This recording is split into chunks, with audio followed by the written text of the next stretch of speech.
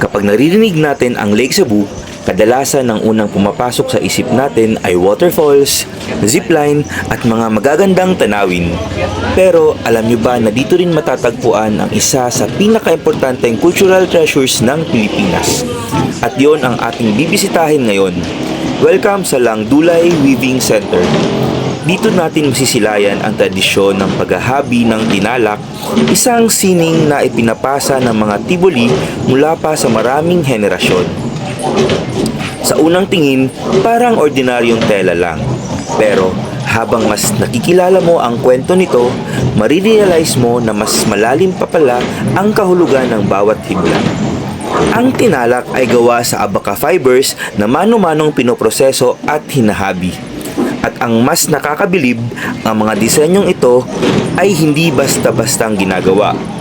Ayon sa paniniwala ng mga Tiboli, ang mga pattern ay nagmumula sa kanilang mga panaginip. Kaya naman tinawag na Dreamweaver si Langdulay. Bago tayo maglibot sa Weaving Center, may mas espesyal pa tayong aabangan.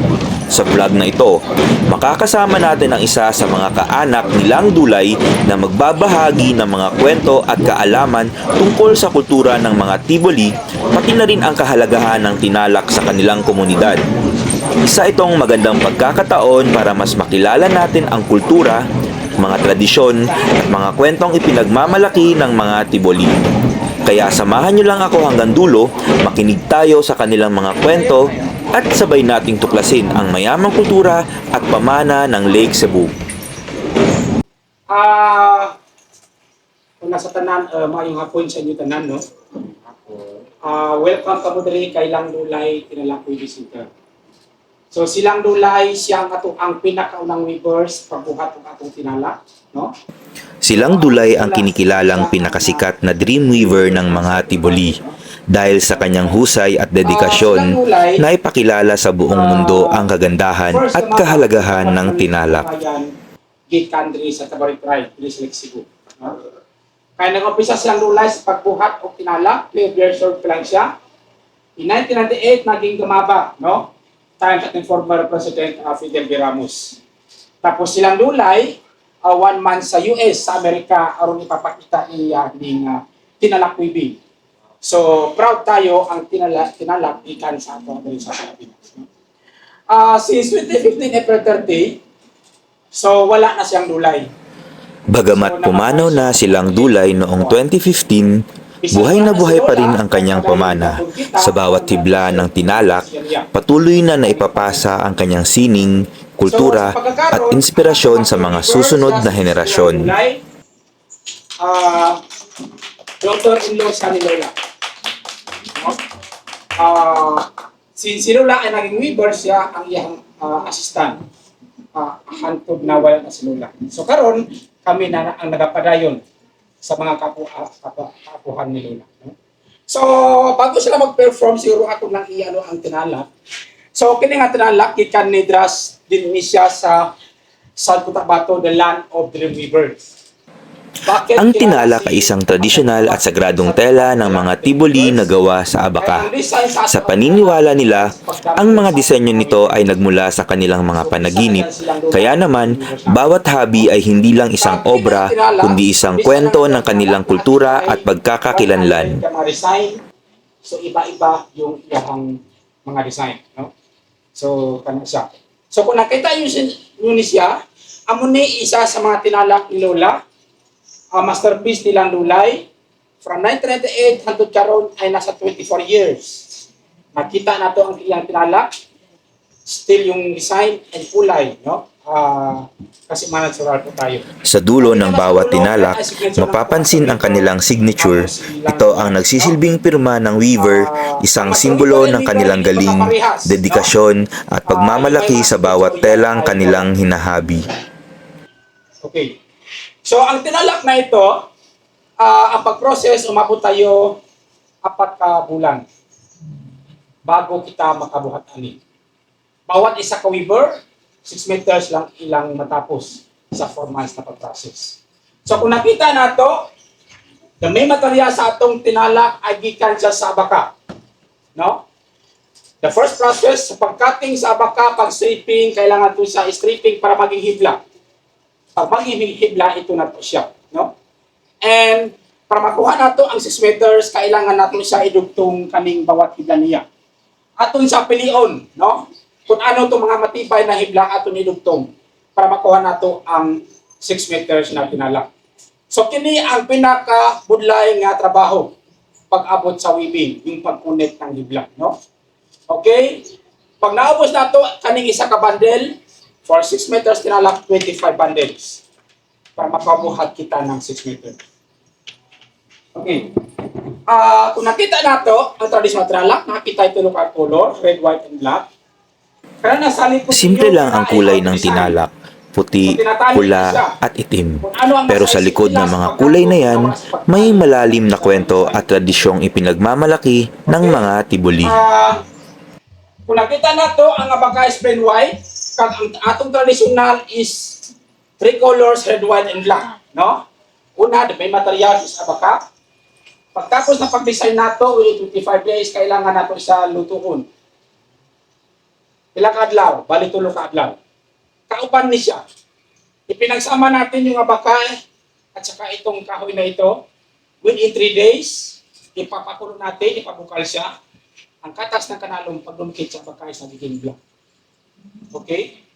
Ang gamit nato, yung bunga, leaves, tapos yung sanga. Next, ang red color nato, gikan po siya sa loco. Loco for red dye, nakita niyo na siya. Amo ng mga pangkulay. Loco 3, ang gamit nato 3, iyan iba. Roots niya. So amo ni ang tinatawag nato na tinalak, tinatawag. No? Ang tinalak ay finished product na yan siya, tulad nito. So ito yung tinatawag nato. So kini nga tinalak ay kadalasan isa ka produkto gawa sa abaka. Kadalasan ini siya ay buhat nato pag center table, wall decor, mga bags, no? At pili nato ni siya pang-accent sa mga pulong Pilipiniana. Pero kadalasan yung iba, i-wall nila sa opisina o sa bahay nila. So tinalak nila. Okay. So ang tinalak, daghan kita ang mga weavers diri. Pag mahuman ni siya, simple kailangan namo sa i-binta o i-sell para ma-income ang mga weaver, no? Pag-abot naman sa design, sa price, ang price nato 1,000 to 1,500 per meter. Halimbawa, pag 1,000 per meter, 6,000 sa 4 na buwan na pag-process. Lahi ang pagpaputol. Nakakagulat isipin na hindi pala gaanong kamahalan ang tinalak. Ang presyo nito ay nasa humigit kumulang 1,000 hanggang 1,500 kada metro. Kahit inaabot pa ng halos 4 na buwan para matapos ang isang piraso. Para sa kanila, hindi lang ito tungkol sa kita. Mas mahalaga ang maipagpatuloy ang tradisyon ng paghahabi ng tinalak at maipasa ito sa mga susunod na henerasyon. Kaya kung bibisita kayo sa Lake Cebu, sana makasuporta tayo sa kanilang mga produkto. Sa bawat tinalak na mabibili natin, hindi lang tayo nag-uuwi ng isang magandang souvenir. Tumutulong din tayong mapanatili ang isang mahalagang bahagi ng kulturang Pilipino at ang pamana ng mga tibuli. I-display sa Manila, no? Makita natin lahat ng mga style ng tinalak at isa ito sa naka-display doon. So blanket o mother support tinalak. So nakita nato ibang design, ibang kulay. Kung nakita nato ang kaning yellow secondary color ng isa ang turmeric ang gamit natin. So yan, yung traditional katong niya. Okay. Pali-apat yung materials ang gamit nato, yung abaka kanina. Siguro sa kagikan mo na pa o daghan mo ingon ani. Kung wala ni siya, hindi masyadong maganda yung ating tela. Bakit? Ito yung magbigay ng pampakita sa ating tinalak. And Para magkaroon ng natural na kintab ang tinalak, kabibe ang ginagamit nilang pangkiskis sa tela. Isang simpleng tradisyon na ginagawa pa rin nila hanggang ngayon. So, kaya umabot kita, tulog apat na bulan. Okay? Ang isa how to polish, no? So, nakakita yung mga wood rays sa tapos ng cover shell. So, atong i-sumukawa yan tapos.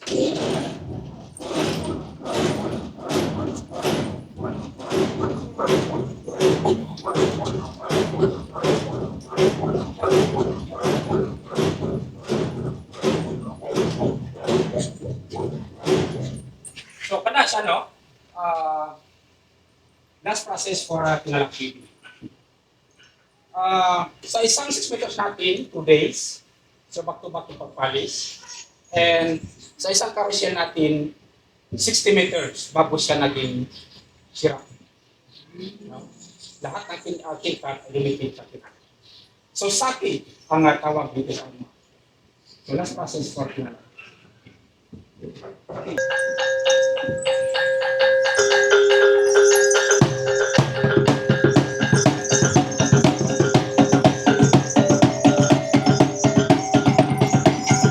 At dyan nagtatapos ang ating pagbisita sa Lang Dulay Weaving Center dito sa Lake Cebu.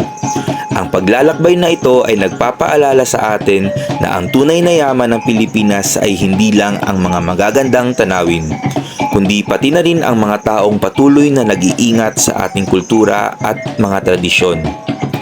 Kaya kung magkakaroon kayo ng pagkakataong bumisita sa Lake Cebu, isama nyo ang Lang Dulay Weaving Center sa inyong itinerary. Hindi lang kayo makakakita ng magagandang tinalak, makakauwi rin kayo na may mas malalim na pagpapahalaga sa kultura at pamana ng mga Tiboli. Maraming salamat sa panonood.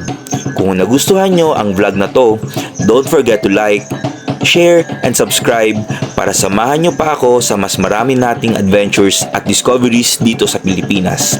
Hanggang sa susunod,